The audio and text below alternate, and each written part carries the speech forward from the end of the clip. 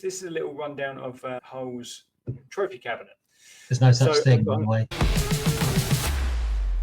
Here we go. Welcome to the Pompey Pod. This is the preview to the Hull City game, the final game of the season at Fratton Park this weekend, 12:30 lunchtime kickoff. Don't forget. So, still stuff riding on this game, isn't there? Hull in a lot of jeopardy, currently in the bottom three. They actually, I'd say, some say they need to draw. I think they need to win, don't they? I think they do. I don't think you can get away with the draw, can you? Can't risk it, can you? Can't risk it. Not with all the other other teams that are in and around. How's the head-to-head, Dan, against Hull City? Well, we've left the best till last because we've actually won one. We've played them 57 times. We've lost 14, drawn 21, but we've won 22 games against Hull. Get it. Yeah, and since 1980, we've played them 24 times. We've only lost 5. We've only lost 3 since the turn of the century against them in 11 games. So, yeah, we've got a really good record against them, actually. Decent. Yeah. Very decent. Do you want to hear some interesting Hull City facts? Oh, yes, please. I'll give you the Alan Partridge style ones first.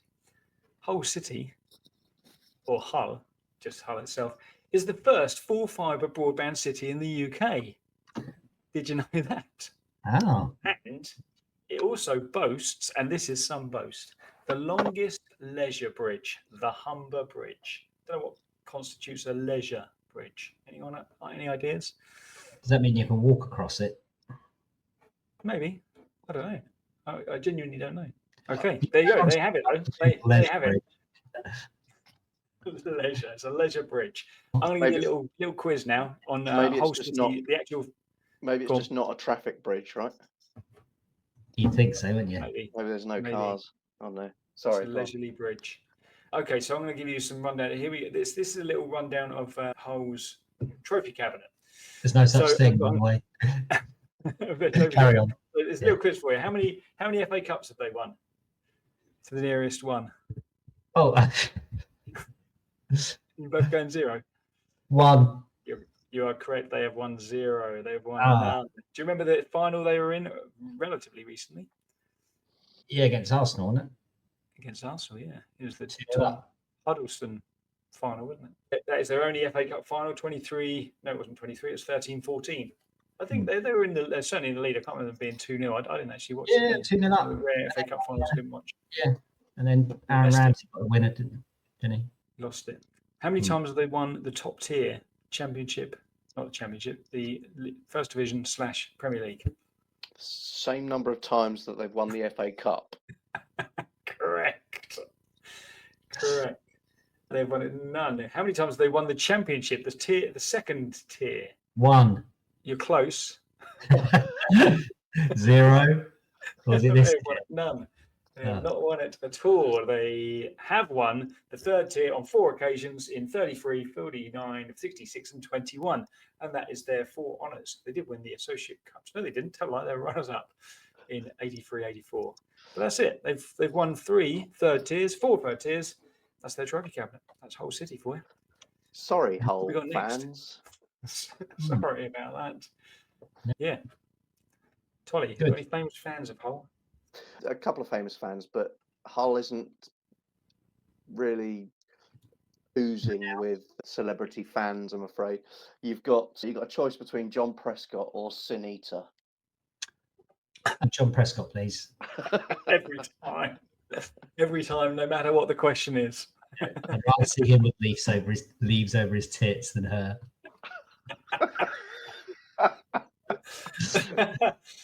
Oh, because he is so macho, I guess. Dearie me. All right, what we got next? We go through some players. Or you do some form, Dan. Do some form. Current form. Oh, it doesn't matter, does it? Current form, because not really. FA Cup game. They've won. They've lost 3 of the last 6. So yeah, very up and down. Oh no, that's not even them, is it? Yeah. See what I've done there? What I've done is I've taken a snip of the league table and I've done it just to Oxford. So if I'll just click them there. Oh yeah. So yeah, no, they've lost 3 of the last 6, which is exactly what I said. Yeah, they're up and down. They've had some. I don't know. They looked like they were getting out of it at one point, didn't they? Of the bottom three, and then they lost to Derby obviously at the weekend. Before that, they beat Preston, lost to Swansea the week before that, lost to Watford, beat Sheffield Wednesday away, and lost to Luton at home. So very up and down. Just when it looks like they're getting out of it, they lose a game against a relegation. The one against Derby obviously was a killer, and I think if they'd have won that, they'd probably be safe. But they lost in quite late as well. And what with Luton getting a late winner as well, kind of really puts it's quite interesting final day. I think you certainly would be coming to Fratton Park, would you, for your last game of the season to pick up three needed points? No, and I think we've had our kind of rest game against Sheffield Wednesday, haven't we? I don't think we'll play that badly twice in a row. I think we'll want to go out on a bit of a high, irrespective of Hull's plight. I was looking at some of their players. Now, they spent a lot of money over the summer because obviously they bought Abu Kamara $4.5 million, as we know. But they also bought Mohamed Baloumi for $4.5 million, Ryan Giles, a left back, for around about $4 million, Charlie Hughes, a 20-year-old centre back, for nigh on $4 million, Liam Miller, young winger, for $3.5 million or $3 million, Mason Burstow, Elliot Matsu. These are all multi-million-pound players that they bought. So there's kind of 9 or 10 million pound or more they bought prior to the season starting. Blimey. So it just goes to show that spending money doesn't necessarily make you safe, as Cardiff would also testify to. Yeah. Here we talking about Cardiff then and Hull in the same breath. Given that Cardiff are already down, and if Hull go down, Dan knows what I'm going to ask. If Hull go down, would you take Kamara and or Robertson back? I was actually just laughing that Cardiff had gone down. That's what I was like. Go on, then. I'll let you answer. I would say no. I've spoken to other people about this actually this week. I think Robertson. I'm not going down the route of he made his bed by picking Cardiff. I would back for that reason. If it was for footballing reasons, I don't think he's done enough anyway at Cardiff. He's got 3 goals, I think somebody said, this season. He's an attacking midfielder. I think he did well in League One, but again, I think it remains to be seen if he was good enough in the Championship. And same with Kamara, really. I think with Murphy, it would be nice to have Kamara on the other wing, but I haven't really seen him play a lot this season. I know he was sort of in and out of the whole first team, wasn't he? How many goals has he got? 5 or 6, isn't he? I think. Sure. Find out. I would tell you if my internet was quicker. Oh, yeah. Go on, then you do it. No, it's not there. Not getting there. Oh, he's got 5 goals, 3 assists. Yeah. So no, I would say no to both. I wasn't desperate to have Kamara back. I think he did really well League One. He had a really good sort of last half of the season as well, didn't he, for Pompey?